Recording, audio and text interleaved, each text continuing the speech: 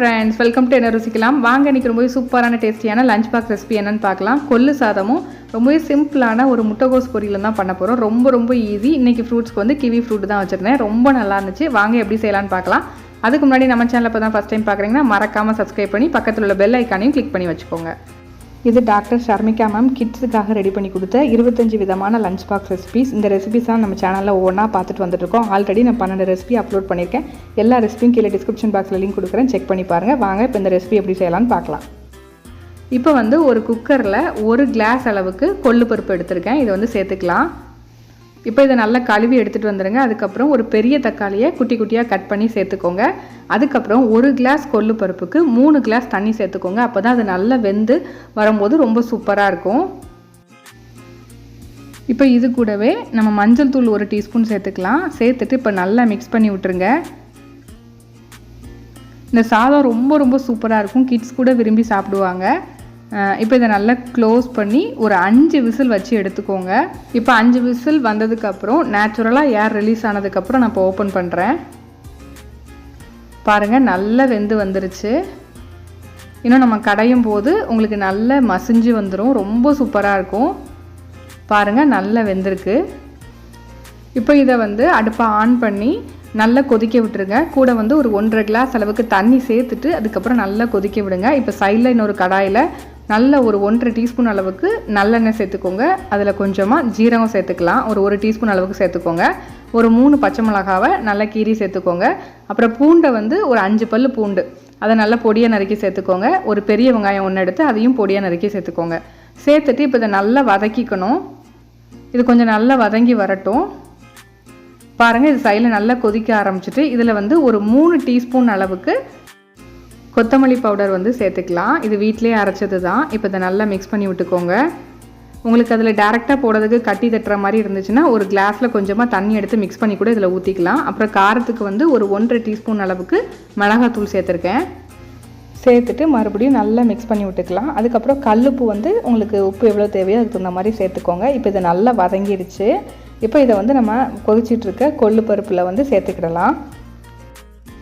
இந்த சாதம் ரொம்ப சூப்பராக இருக்கும். கடைசியில் ஒரு சூப்பரான டிப்ஸ் சொல்லியிருக்கேன். ஸோ மறக்காமல் ஸ்கிப் பண்ணாமல் பாருங்கள். இப்போ இதில் வந்துட்டு நல்ல கருவேப்பிலை உங்களுக்கு எவ்வளோ பிடிக்குமோ அவ்வளோ சேர்த்துக்கலாம். உங்களுக்கு இந்த மாதிரி ஃப்ரெஷ்ஷாக கருவேப்பிலை போட பிடிக்கலன்னா அந்த வெங்காயம்லாம் வதக்கும் போது கூட சேர்த்து வதக்கிக்கலாம். அந்த மாதிரி ஃப்ரெஷ்ஷாக போட்டிங்கன்னா ரொம்ப நல்லாயிருக்கும்.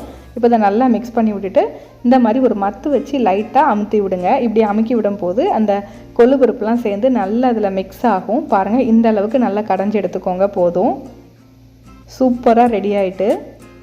இப்போ இதை வந்து நம்ம ஒரு சாதத்தில் நல்ல சூடான சாதத்தில் போட்டு பிசைஞ்சு எடுத்துக்கலாம். கடைசியாக ஒரு டிப்ஸ் சொல்கிறேன்னு சொன்னால அது இந்த டிப்ஸ் தான் நான் சொல்ல போகிறேன். இந்த மாதிரி பிசைஞ்சு வச்சிங்கன்னா கொஞ்சம் அந்த கொள்ளு பருப்புலாம் தனித்தனியாக இருக்கிற மாதிரி இருக்கும். அதுக்கு என்ன பண்ணுங்கன்னா, உங்களுக்கு எவ்வளோ கொள்ளு பருப்பு தேவையோ அந்த கடையல் மட்டும் எடுத்துகிட்டு அதில் டேரெக்டாக ரைஸை போட்டு நல்லா இந்த மாதிரி அடுப்பில் வச்சு மிக்ஸ் பண்ணி விட்டுட்டே இருங்க. இந்த மாதிரி நல்லா மிக்ஸ் பண்ணி விட்டுட்டே இருந்தீங்கன்னா அதோட சேர்ந்து நல்லா ஒன்றா திரண்டு வரும்.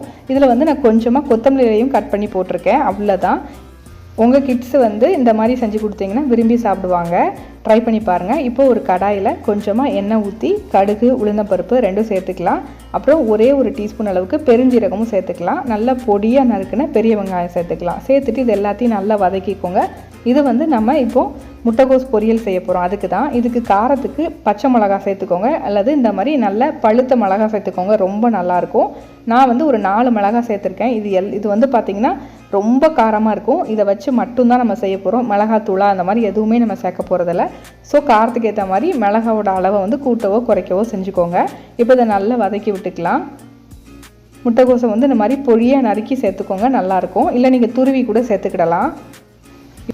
இப்போ இதில் வந்து கொஞ்சமாக அந்த மாதிரி தண்ணி தெளித்து விட்டுக்கோங்க. ஒரு 1/4 கிளாஸ் அளவுக்கு தண்ணி போதும். நல்லா தெளித்து விட்டுட்டு 1 டீஸ்பூன் அளவுக்கு மஞ்சத்தூள் சேர்த்துக்கோங்க. சேர்த்துட்டு நல்லா மிக்ஸ் பண்ணி விட்டுருங்க. ரொம்ப சிம்பிளாக செய்யக்கூடிய இந்த முட்டைகோஸ் பொரியல் செம்ம டேஸ்ட்டாக இருக்கும். கண்டிப்பாக ட்ரை பண்ணி பாருங்கள். இப்போ இதை நல்லா மிக்ஸ் பண்ணி விட்டதுக்கப்புறம் இதை அப்படியே க்ளோஸ் பண்ணி ஒரு 5 நிமிஷம் மீடியம் ஃப்ளேமில் வச்சு குக் பண்ணுங்கள். 5 நிமிஷம் கழித்து எடுத்து பார்த்திங்கன்னா இந்த மாதிரி ஓரளவுக்கு ஒரு 50 to 60% நல்லா வெந்திருக்கும். பாருங்கள், இப்போ இதை நல்லா இந்த மாதிரி மிக்ஸ் பண்ணி விட்டு இனிமேல் மூடி வைக்க வேணாம். அப்படியே திறந்த மாதிரியே வச்சு இனிமேல் குக் பண்ணுங்கள். கொஞ்சம் மீடியம் ஃப்ளேமோட கொஞ்சம் அதிகமாக கூட்டி வச்சுக்கோங்க. உப்பு வந்து சேர்த்துக்கோங்க. நான் வந்து ஒரு 1.5 டீஸ்பூன் அளவுக்கு உப்பு சேர்த்துருக்கேன். சேர்த்துட்டு ஒரு 5 நிமிஷம் நல்லா இந்த மாதிரி மிக்ஸ் பண்ணி விட்டுட்டே இருந்தீங்கன்னா கொஞ்ச நேரத்தில் அந்த தண்ணியெல்லாம் நல்லா வற்றி நல்லா ட்ரை ஆகி குக் ஆகி வந்துடும். அவ்வளோதான். இதில் நம்ம வேறு எதுவுமே சேர்க்க போகிறதில்ல. ரொம்ப சூப்பராக இருக்கும். கடைசியாக ஃபைனலாக கருவேப்பிலையில் மட்டும் கொஞ்சம் சேர்த்துக்கோங்க. இதில் முடிஞ்சால் உங்களுக்கு பிடிக்கும் அப்படின்னா கொத்தமல்லியில் கூட நல்ல பொடியாக நறுக்கி சேர்த்துக்கலாம். சேர்த்துட்டு நல்லா மிக்ஸ் பண்ணி இறக்குனீங்கன்னா சூப்பரான சிம்பிளான முட்டைகோஸ் பொரியல் ரெடி. இன்றைக்கி இதான் லஞ்ச் பாக்ஸு. முட்டைகோஸ் பொரியல், கொள்ளு சாதம், கிவி ஃப்ரூட் தான் வச்சுருக்கேன். என் பையனுக்கு இந்த மாதிரி தனித்தனியாக இருந்தால் தான் பிடிக்கும். அதனால் நான் ஃபஸ்ட்டு செஞ்ச மாதிரியே கொள்ளு சாதத்தை அப்படியே மிக்ஸ் பண்ணி வச்சுட்டேன். இன்னொரு இன்ட்ரெஸ்டிங்கான ரெசிபியோட உங்களை மீட் பண்ணுறேன். அதுக்கு மறக்காமல் நம்ம சேனலை சப்ஸ்கிரைப் பண்ணிக்கோங்க. அடுத்த வீடியோ உங்களை தேடி வரும்.